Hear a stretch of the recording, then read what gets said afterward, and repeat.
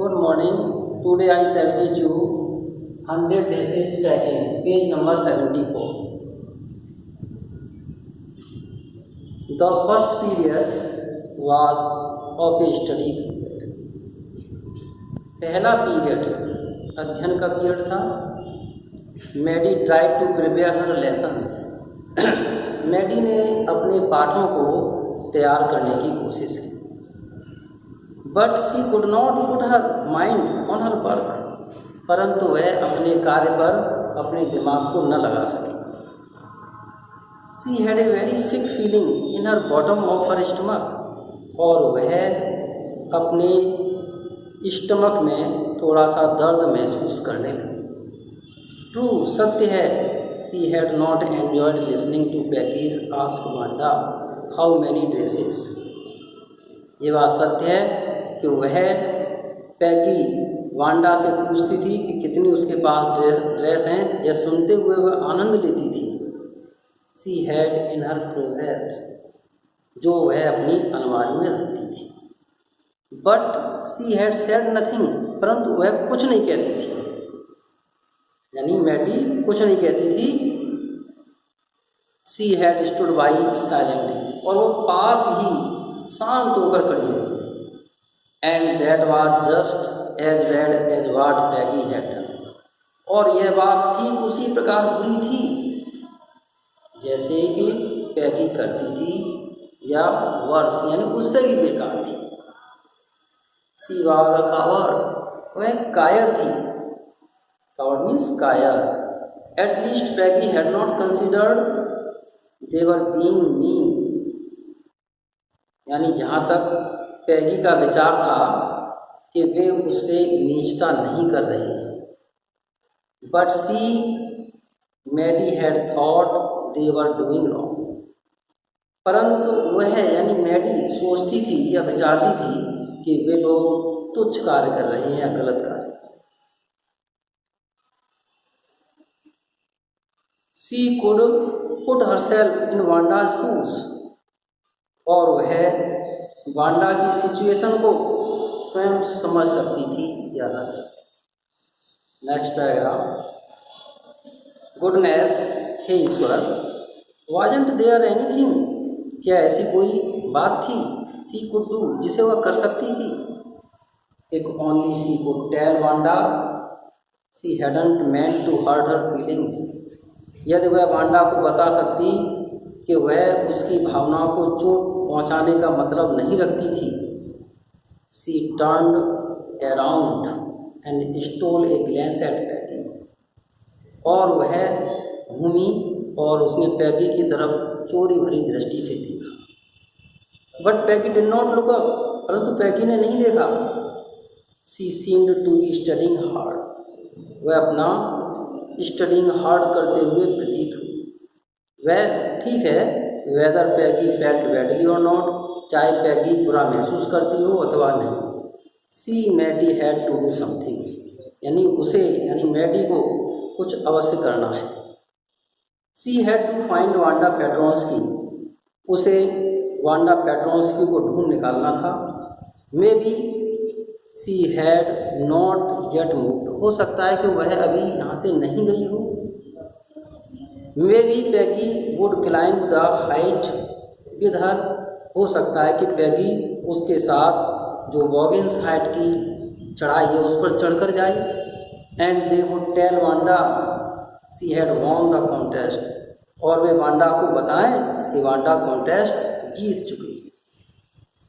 That they thought she was smart and 100 dresses were beautiful. और वे यह भी सोचते थे, यानी वह यह भी चतुराई पूर्वक वांडा सोचती थी कि जो 100 डेसेज हैं वो सभी सुंदर हैं. When school was dismissed in the afternoon, जब दोपहर के पश्चात स्कूल बंद हुआ, पैगी said with pretended casualness. पैगी ने बहाना करते हुए लापरवाही ढंग से कहा, hey let's go and see if that kid has left town or not. अरे चलो चलें और देखें कि क्या उस बच्चे ने यानी वांडा ने अभी कस्बा छोड़ दिया है अथवा नहीं। सो पैगी हैड द सेम आइडिया, तो ऐसा ही पैगी भी वैसा ही विचार रखती थी। Maddy gloat, Peg was really alright. Maddy की आंखें चमक उठी और वह सोचने लगी कि पैगी भी वास्तव में ठीक है। The two girls hurried out of the building. वह दो लड़कियां उस बिल्डिंग की तरफ जल्दी से बढ़ी। Up the street towards Boggins Heights, यानी बॉगिंस हाइट की तरफ जो ऊंची गली जा रही थी। द पार्ट ऑफ टाउन, यानी उस कस्बे के हिस्से में, that wore such a forwarding air on this kind of November afternoon, जिसमें कि नवंबर की दोपहर के पश्चात इस प्रकार की हवा चल रही थी, रूखी हवा चल रही। ड्रिजलिंग और ड्रिजली, डैम्प एंड डिस्मल, और हल्की बारिश हो रही थी। डैम्प एंड डिस्मल, और वहाँ पर यानी नमी थी और सैड भरी हुई यानी दुखित स्थिति प्रतीत होती थी। वेल एट लीस्ट सेड पैगी ग्रफली, और पैगी ने बड़े ही रूखे स्वर में कहा, ठीक है लगभग। I never did call her a foreigner, मैंने उसे कभी विदेशी कहकर नहीं पुकारा। और make fun of her name, और मैंने उसके नाम का भी मजाक नहीं उड़ाया। आई नेवर थॉट, मैंने कभी नहीं सोचा, she had the sense to know we are making fun of her anyway, और मैंने वह भी भाव नहीं जान पाई कि उसने कभी ये सोचा कि मैं किसी तरीके से उसका मजाक उड़ा रही हूँ।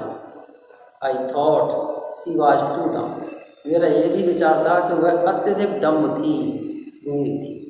एंड ही, और आश्चर्यचकित बात यह है, look how she can draw, देखो उसने कितनी अच्छी तरीके से चित्रकारी की है या बनाई है। Maddy could say nothing, Maddy कुछ नहीं कह सकती थी। All she hoped was that they would find Wanda, और उनकी पूरी आशा यही थी कि वे वांडा को ढूंढेंगे। She wanted to tell her that they were sorry, और वे उसे बताना चाहती थी कि वे उसके लिए सॉरी हैं। सॉरी कहती हैं they had picked on her, कि उन्होंने उसे चुनने के लिए।